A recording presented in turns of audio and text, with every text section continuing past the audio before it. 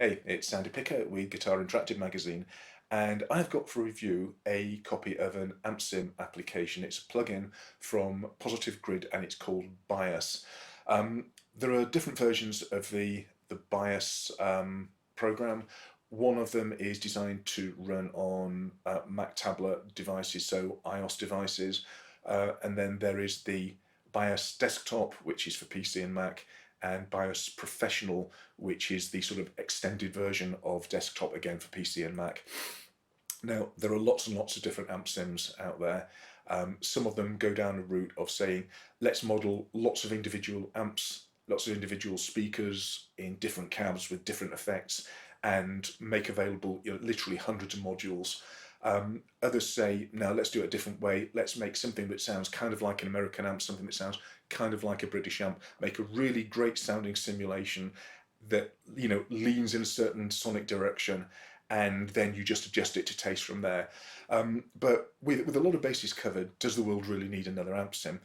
What what Positive Grid have done is that they've gone down the route of saying, let's make models of amps available, but then let's make them really, really tweakable.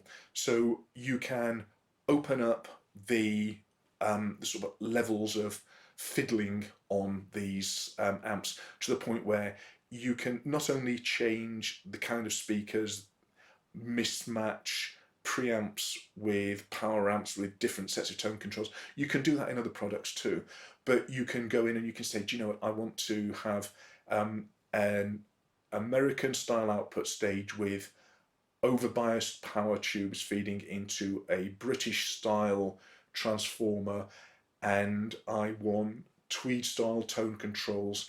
I want a very saggy tube rectifier, and lots and lots of different tweaks that you can either hone your sound with or spend absolutely hours messing about with and getting no work done.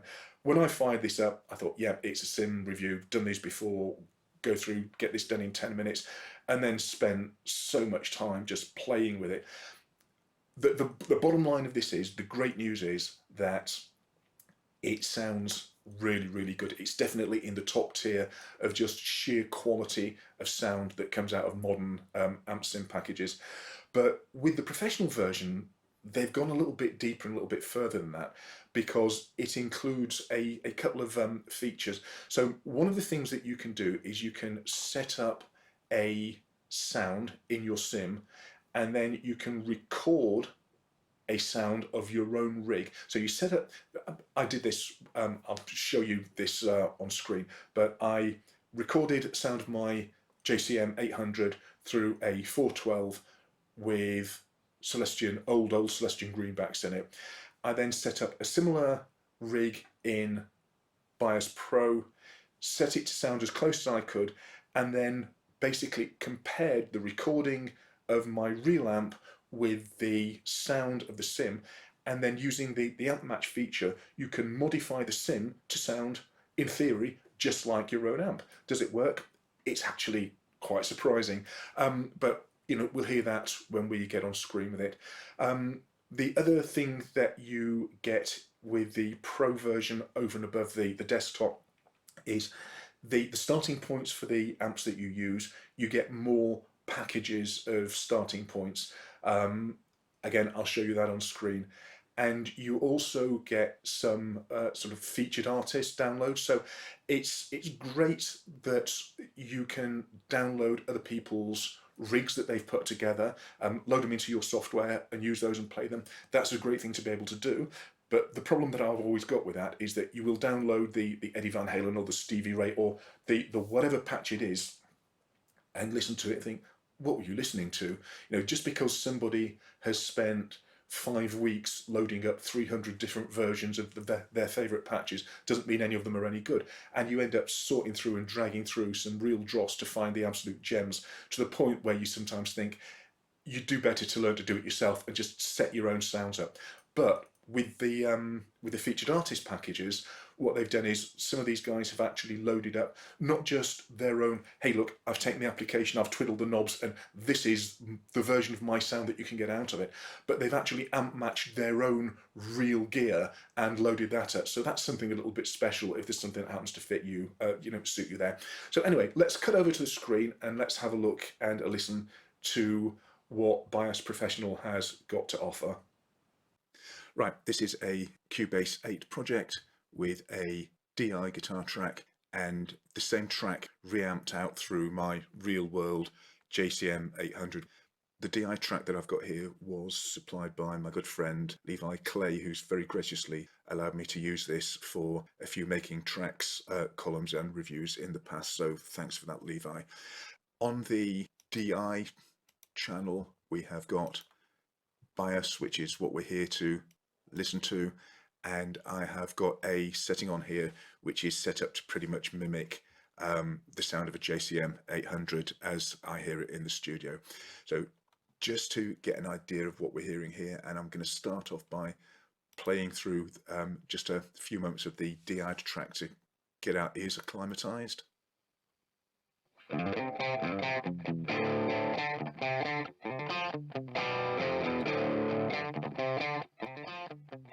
And if for comparison I just sort of switch over to the real JCM 800 playing the same thing.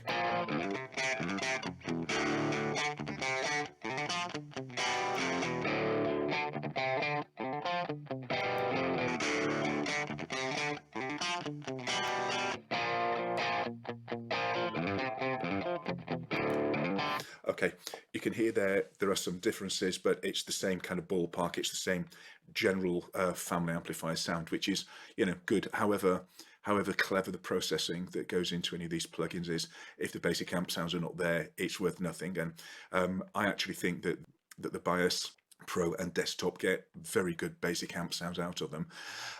As a starting point with the plugin, you have got a control panel, which is pretty much what you'd expect. It's got the various knobs that you'd expect to find on the real amp, and you adjust them, the good old run your fingers along the top of the controls, Marshall setting like that. You have a number of presets. Because this is the Pro version of the software, it comes with all of the current preset modules, and these give you some starting points. So in the clean settings, you've got a JCM 900 clean channel, you've got a matchless, you've got a high watt, we've got AC30, some black faces, a Dumble, some tweeds, Marshall again in there, Plexis 800s, some orange stuff, some Van Halen stuff tucked in there, good old Mark IIc Mezzo Boogie and the Mezzo Triple Rectifier, through Insane, and then a sort of step down into some keyboard and clean amps, some bass amps, and some customized hybrid settings there. If you choose any of these, and I'm just going to choose the Triple Rectifier, if we just sort of play back through there for one moment.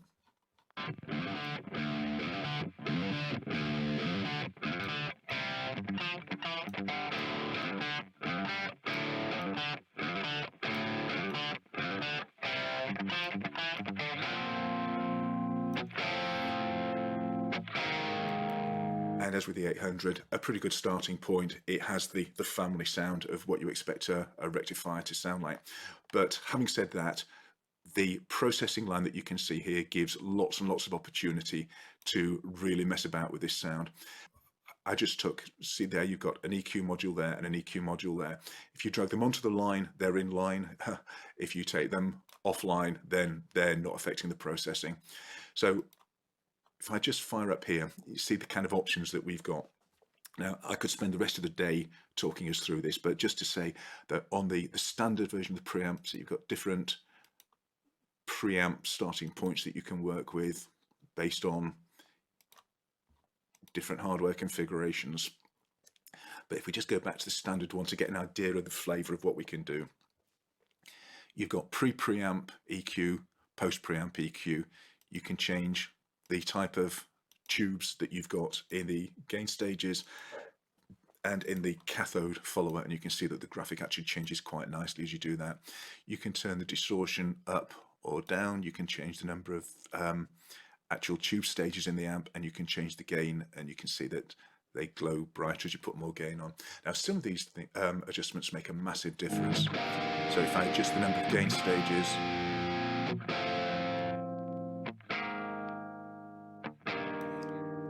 you know, that makes a big old adjustment to the sound. Some others are rather more subtle, but the kind of option that you get, you can step through a lot of things at once by just going to the presets list, and you can see that we're jumping about all over the place there. But the kind of flexibility that you get with this is quite enormous. So you can set up your triple rectifier and say, but you know, I actually want to have a Marshall style preamp in there, and stepping along for my tone controls, American tread plate is the default for what we're doing here, but I actually want to have, oh, look at that, a Tweed Bassman set of tone controls, and I want my power amp to be out of what I'm suspecting very strongly is an EVH amp, but I actually want to run the output on EL84s. In the transformer section, I want to have, I mean, British style, I could put it through a Fender style, but who wouldn't want to have a fat style transformer?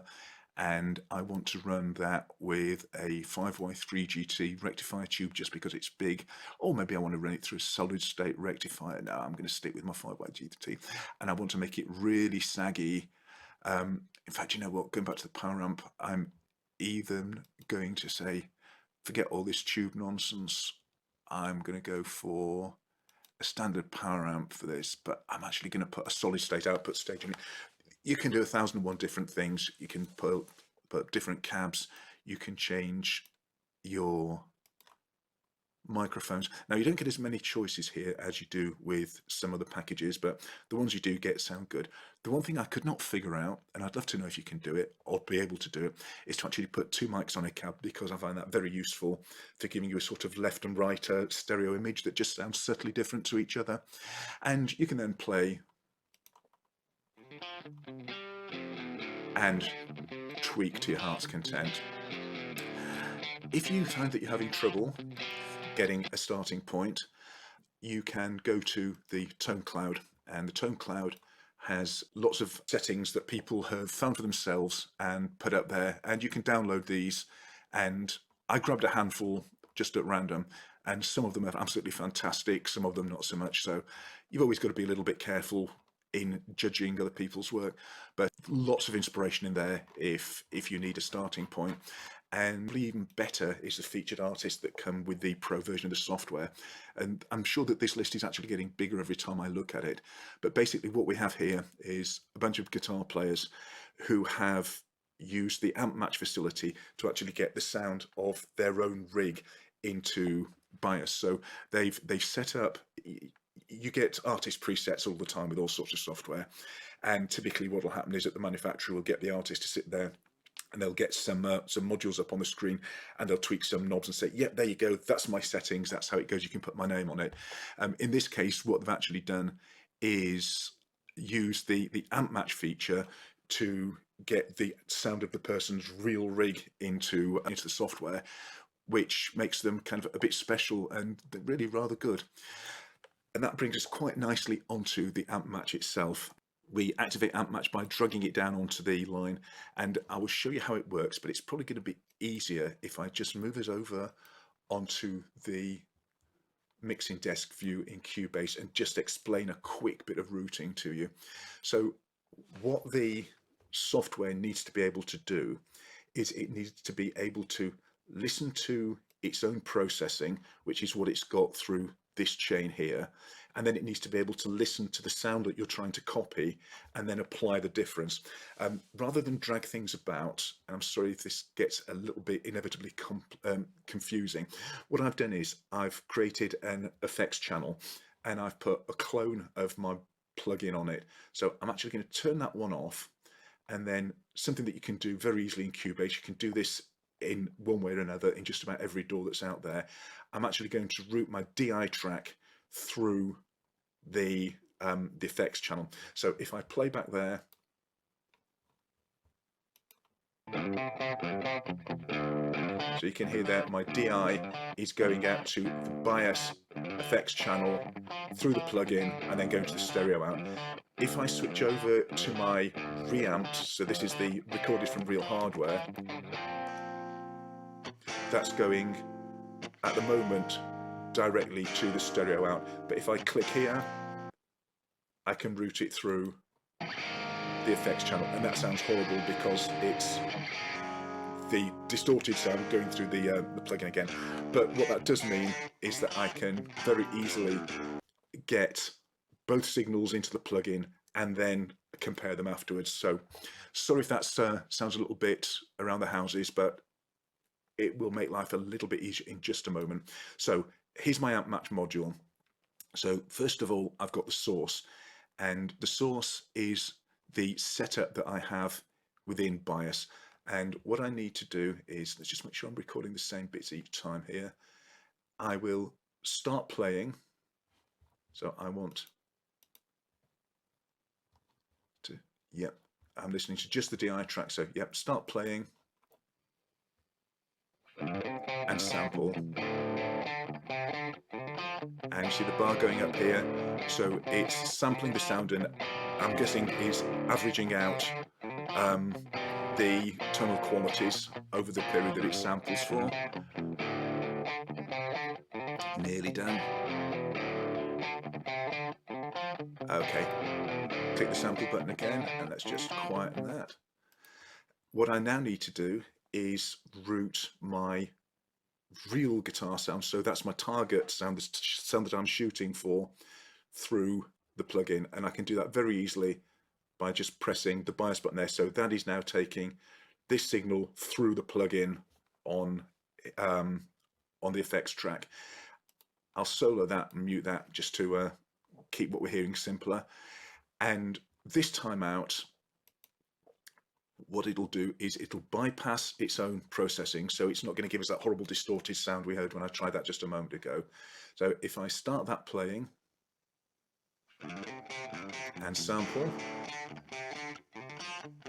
now this is always going to work best if you can get your levels matched and if you can get the source sound, so that's the source amp in Bias, actually is as close as you can possibly manage. I've not bothered too much about that, I've just twiddled the knobs so it sounds vaguely similar, so we've got something to work with. And 100% done, and there's my sample button pressed. Just stop that for a moment. If I then move on to the match, you see here we've got these lines, and we've got the source and the targets, and as you'd sort of hope, they are mimicking each other fairly close. You've got some variations, no graduations on here, which is a bit of a shame. It would have been nice to actually see where you're getting the differences, but they look vaguely similar. Now, if I, and again, apologies on the routing thing, but if I redirect, so my real amp setting is now going straight past, it's not going through this plugin, and my DI setting is going through the plugin. If I start playing just the DI version, so we're hearing this going through this processing chain, and if I then turn on the amp match,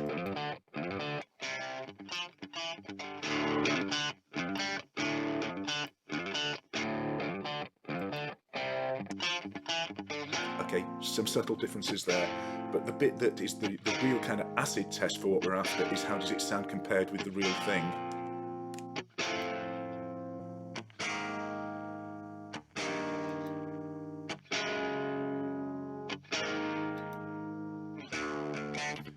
So real thing.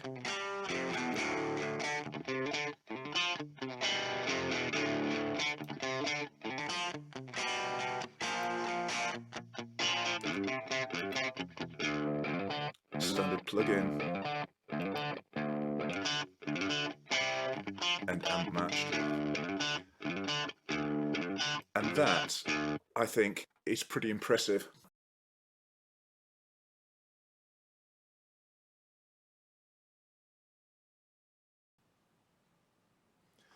So there you have it. That's what Bias Professional does. Reiterate what I said earlier. I think it's a very good sounding amp sim, you know, as good as pretty much anything else that's out there on the market. I think the amp matching technology is a fantastic idea. There are rigs out here there that do this in hardware, but I'm not actually aware of anything else at this kind of price point and this kind of convenience level that does the job. I would say though that because the basic sounds of the amp are very good anyway, when I did my JCM 800, it got it kind of from that close to that close, but the JCM 800 sound in the application was good enough anyway that, you know, I'd have really been quite happy to just adjust the knobs and get on and use it like that. I think it looks a bit like a fairly young product. There are some things which you would look at and say, this might be missing. It hasn't got a tuner, it hasn't got any effects pedals in it, and those are big things for an awful lot of people. You can certainly kind of add these in other ways, but it's nice if you've got something which is simulating your amp rig, it's actually kind of nice to have it all together.